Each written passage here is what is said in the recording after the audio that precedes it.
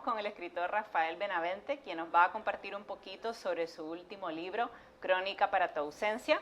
Rafael, quien nació en Managua en 1970, arquitecto y escritor, compadre periodista, con una niñez marcada por los libros, por el sonido de la máquina de escribir, obviamente por la profesión de su papá, y quien desde edad temprana, pues obviamente estuvo expuesto a la poesía de Darío, de Salomón de la Selva, también del romancero gitano de García Lorca y otros muchos escritores que obviamente lo han marcado, como Julio Verne, uno de mis favoritos, por cierto, por eso lo menciono.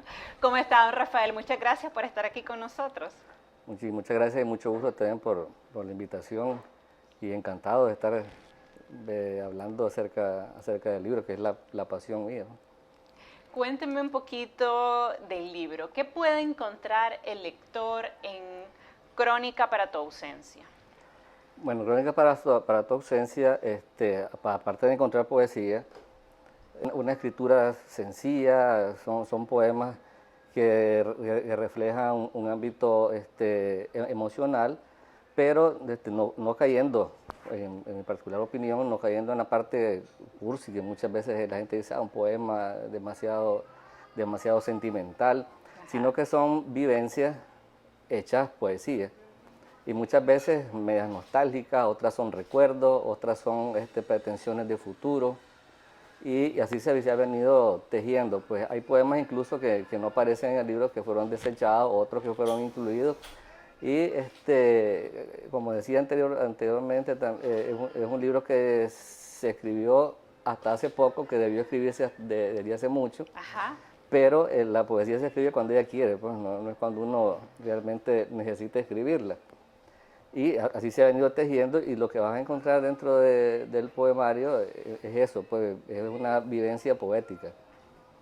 ¿Quién fue la mujer que inspiró este libro? Porque tuve la oportunidad de leerlo ya y sentí, no sé, me da la palpitación de que hay una dama o varias damas que inspiraron este libro. Esa es mi opinión, pero bueno, dígame usted.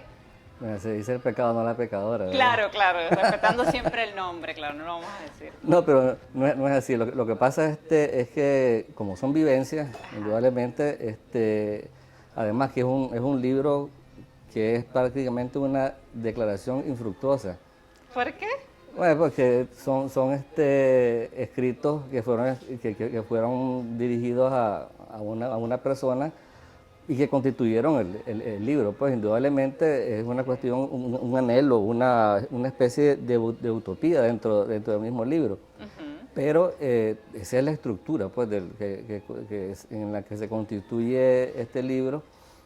Y no te podría decir exactamente así, pues a grosso modo es para alguien, sino que es para el que se quiera reflejar dentro del libro.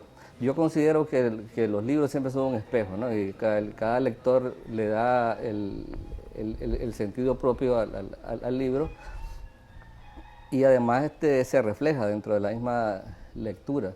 Sí, muchas llaves de lectura, ¿no? Exactamente, obviamente. Sí, entonces el escritor prácticamente lo hace suyo, depende de él, depende de sus memorias también, estas memorias le traen a él algo del pasado también. ¿Cuánto tiempo le tomó concluir el libro? Este libro se empezó a mediados del 2019, prácticamente, pues como decía, un libro nuevo pero que ya tenía que haber salido desde hace mucho de la memoria, y el lapso, eso creo que va dependiendo también de los escritores. Cada quien tiene su técnica de escribir. Y su propio ritmo, claro. Sí, hay un ritmo que no es una cuestión metodológica, pues no hay una metodología exacta en lo que es la escritura. Alguien puede dilatarse, no sé, digo yo, 6 meses, 1 año. O más también, sí, porque el primer libro que yo hice es un libro que tardó para salir 18 años. ¡Wow! 18 años, bastante. Una compilación que hice de lo que había escrito desde el 94 hasta casi el 2012. Pues, entonces y hubo un momento en que le dije, bueno, ya no sigo, porque si sigo más iba a llegar a saber hasta qué año. Pues. Sí, pero bastante. Sí, entonces con Crónica para tu ausencia yo quise hacer algo diferente y no forzarla, pues no hacer ese escrito forzado de revisiones continuas, sino que escribir, dejar un rato, revisar y después soltar, para no estar en aquel Es que también uno, yo creo que eso nos pasa a todos los que escribimos, que estamos siempre o corrigiendo o poniéndole algo nuevo, pero llega un momento en que eso se hace tan engorroso y le Sí. cambias todo, entonces no, esto se va así, a como está, a como caiga. ¿Cuáles fueron los retos que tuvo que enfrentar para culminar este libro? Lo El más tiempo. difícil, el tiempo. El tiempo, porque uno tiene que jugárselas con su vida laboral, la vida literaria, que no es algo Que genere tanto que ingreso. no, no tanto eso, porque realmente el escribir es una pasión más que una cuestión de economía, pero en el tiempo, porque no te vas a decir, bueno, voy a pasar 8 horas escribiendo hoy este día, mañana voy a pasar otras 8 horas, no, sino que esto es una cuestión de que viene cuando en realidad viene, pues, viene cuando tiene que venir, así sea de tarde, de noche, a medianoche. Yo en lo particular escribo más de noche, además que a veces los insomnios a veces me molestan un poco porque estoy maquinando y viendo qué escribo y a veces las ideas se te vienen en los momentos más inoportunos, a la hora de dormir. Ahí me parece algo bien curioso, porque en torno a la escritura hay un debate. Si la inspiración se agarra cuando llega, entonces uno se siente a escribir, o si hay cierto nivel de disciplina, como lo hacía Hemingway o como lo hacen muchos escritores, que se ponen un horario para escribir. En su caso, ¿usted es partidario de cuál de los dos lados? Mira, aquí en el caso de escritores como lo que me estás mencionando, por ejemplo Hemingway, que era novelista, o el mismo García Márquez, O Isabel Allende. también, o Isabel, que son, entonces ellos tienen un mecanismo ya bastante disciplinario, ¿no? Sí. A la hora de escribir un libro. Por ejemplo, Márquez se encerraba en su cuarto 6, 7 meses sin salir del cuarto y eso era grave, pues, porque Sin no contacto salía, con la sin realidad. contacto con la realidad. Wow. Lo mismo sucedía con Hemingway y su mismo. famosa máquina, ¿no? Porque Sí. pasaba temporadas metido en su casa sin salir. Pero ya hay una disciplina dependiendo de la tarea, mejor dicho, ¿no? Porque yo creo que la poesía es más de cuando viene, ¿no? De cuando viene. No es ajustarse un pensamiento de que voy a terminar esto, o esto va a concluir, lo quiero concluir en tal fecha, a ver qué le quitamos, le ponemos, lo editamos, sino que el poema es una cuestión como una explosión. Eso viene y cae y uno está con aquella idea y si estás haciendo algo, inmediatamente comenzás a reproducir la idea. A veces un poema lo trabajas y te queda muy lindo, tal vez en un día. Al siguiente día lo lees, ya no te gusta y comenzás a desarmarlo. Entonces ahí viene ese proceso de estar viendo qué le pones, qué le quitas, que la cómo va aquí, no que va allá, el título. ¿Es usted muy crítico con su trabajo? Yo sí. Sí. Bastante. Ajá. Bastante, y por eso yo creo que me he dilatado mucho en publicar mis cosas, porque siempre estoy autocorrigiéndome. Autocorrigiéndose, sí, eso existe mucho en la literatura, ¿no? Uno escribe hoy y lo lee mañana y ya lo cambia y lo lee el siguiente día y ya lo vuelve a cambiar y entonces como que nunca está lo suficientemente satisfecha con el producto terminado. Pero como dice usted, ahí tiene que haber un límite. Es que hay una mecánica, y yo creo que también conmigo pasa también por mi profesión, que es una profesión meticulosa, la arquitectura es una profesión súper meticulosa, entonces creo que esa parte, esa meticulosidad, no sé si la palabra existe, Sí.